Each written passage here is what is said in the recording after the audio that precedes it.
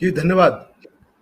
बोरा साहब, मोदी जी की समस्या ये है कि वो कहते तो हैं अपने आप को विश्व गुरु, लेकिन दुनिया में उनका कोई चेला नहीं है। एक भी कोई चेला हो जो कहे कि मोदी जी हमारे गुरु हैं। और अमेरिका तो ये 10 बार गए, लेकिन अमेरिका की 10 बार की यात्रा के बावजूद अमेरिकी राष्ट्रपति इनके साथ खड़े नहीं हो पाए। उन्होंने इनसे पल्ला झाड़ लिया। तो मोदी जी ने जो छवि गढ़ी पिछले 10 से 11 सालों में, उसमें जो कुछ ये बताना चाह रहे थे दुनिया को कि हम सबसे काबिल और सबसे सक्षम हैं, तो ये जो आप जो नकली छवि गढ़ते हैं, वो एक ऐसी छवि होती है जिसमें कि अगर पानी की बूंदे पड़ने लगे तो पता चलता है कि वो धुल करके उस पर धब्बा पड़ने लगता है। तो आप देखिए कि इनके कार्यकाल में भारत के ऊपर मुझे लगता है कि पहली बार ऐसा हुआ कि भारत पर आतंकवाद प्रायोजित करने का आरोप लगा, कनाडा और ऑस्ट्रेलिया की ओर से, और इसके साक्ष्य दिए गए। ये मोदी जी के कार्यकाल में हुआ, ये किसी दूसरे प्रधानमंत्री के कार्यकाल में ऐसा नहीं हुआ था। देश में जिन चीजों को लेकर के ये डंका पीटना चाह रहे थे, खास करके भारत पाकिस्तान जो क्लैश के दौरान, और उसमें कर्नल सोफिया कुरैशी और बेगम सिंह को सामने रख करके जो छवि का निर्माण ये कर रहे थे, आप बताइए कि उसी दौरान प्रोफेसर महमूदाबाद ने जो चीजें सामने रखी कि अगर आप ये जो दुनिया को दिखाना चाह रहे हैं कि हम साझी विरासत और साझी संस्कृति वाले देश हैं, तो ये तो भारत घर के अंदर भी दिखाना चाहिए। और यही कहने के जुर्म में आपने उस व्यक्ति को जेल में डलवा दिया।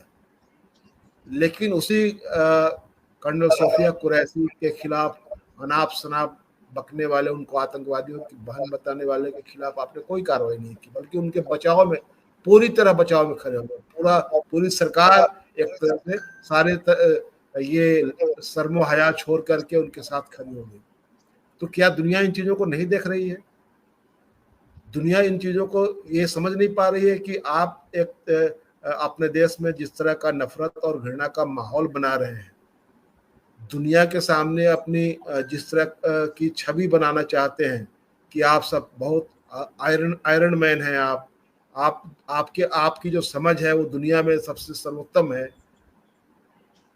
और ये जो नकली छवि जो गढ़ करके आप चाहते थे कि दुनिया को हम अपने साथ झुका लें, और इसीलिए आप जो कह रहे हैं कि गली मोहल्ले वाली बात, आप देखिए कि जो इनके पूरी पर्सनालिटी में जो दिक्कत है, जो इनकी पर्सनालिटी में जो पूरा प्रॉब्लम समझ में आती है, वो ये है कि आप उस व्यक्ति के बारे में कल्पना करें जो इतना अधिक कॉम्प्लेक्स का शिकार होता है कि उसको अपने आप को बड़ा दिखाने के लिए सामने वाले के बारे में कुछ ऐसा करना होता है कि सामने वाला लगे कि अरे ये तो ऐसे ही है, कुछ नहीं है।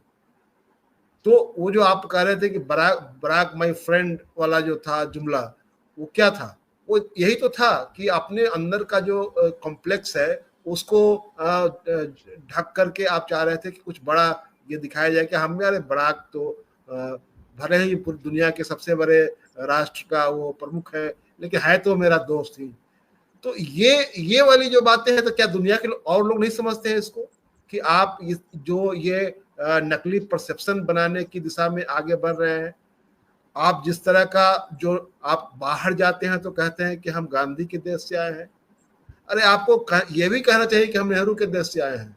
आपको ये भी कहना चाहिए कि हम भगत सिंह के देश से आए हैं।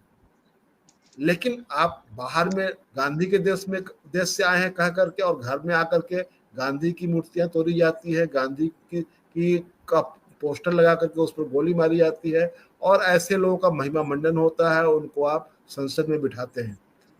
ये पूरा 10 11 सालों का इनका कार्यकाल है। इसने दुनिया के सामने भारत की छवि तो खराब की, और भारत की जो साझी संस्कृति और साझी विरासत जो हमारी है, उस विरासत को भी तार तार कर दिया इन्होंने। संकट की घड़ी में उन देशों से भी कोई इनको मदद नहीं मिली जिन देशों से इन्होंने कारोबारी रिश्ता बनाया।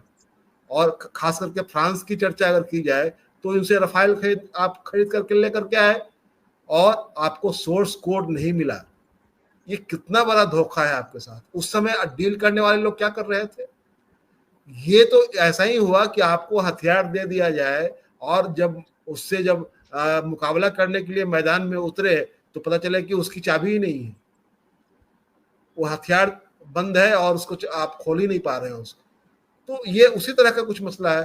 तो ये जो पूरा जो मोदी जी का जो कार्यकाल है और मोदी जी ने जो कुछ हासिल किया है इसमें, ये अंतिम तौर पर ये भारत पाक के बीच में जो क्लैश हुआ उसने इसको क्लाइमेक्स पहुंचा दिया। दुनिया में आप अकेले पड़े, आपकी कूटनीतिक विफलता साबित हुई।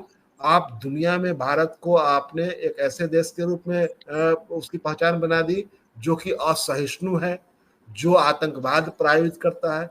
ये सारे चीजें मोदी जी का हासिल है पिछले 11 सालों में। बाकी चीजें तो अलग है ही। इन्हीं चीजों के जरिए आप अलग थलग भी पड़े हैं और भारत की छवि भी धूमिल हुई है। और इसके बदले आप कहेंगे कि अभी जो राहुल गांधी का एक भाषण जो आया जिसमें उन्होंने कहा कि नाम है नरेंद्र, काम है सरेंडर, तो उसको अब जोड़ा जा रहा है कि भारत की छवि खराब की जा रही है और भारत को बदनाम किया जा रहा है। भारत के बारे में राहुल गांधी कह रहे हैं कि भारत ने सरेंडर कर दिया। अरे मोदी जी के सरेंडर करने का मतलब भारत का सरेंडर करना नहीं होता है। ये दुनिया को आप समझाने चले हैं। तो राहुल गांधी ने यह भी जोड़ा कि एक समय था जब नेहरू ने, भले वो जंग हार गए लेकिन चीन के साथ लड़े। वो इंदिरा गांधी ने पाकिस्तान के 2 टुकड़े किए, अमेरिका के तमाम दबावों के बावजूद वो झुकी नहीं। तो वो जो लिगेसी है उस लिगेसी को कौन फॉलो कर रहा है? ये इस बात का आप कोई ये एक्सप्लेनेशन नहीं दे पाए कि आपने किसके दबाव में वो सीज फायर किया, क्योंकि जैसे ही अनाउंस हुआ सीज फायर और उसी क्षण बंद हो गया। तो क्या हुआ? मतलब इसका मतलब हुआ कि वो जो आदमी कह रहा था सही कह रहा था कि हमने करवाया। तो ये जो पूरा जो हासिल है ये मोदी जी का, इसने देश को और देश की पूरी कूटनीतिक जो सफलता रही थी अभी तक दुनिया में, जो नाज था भारत को, वो उसको मुझे लगता है कि उसको धूल धूसरित किया है। जी जी, मैं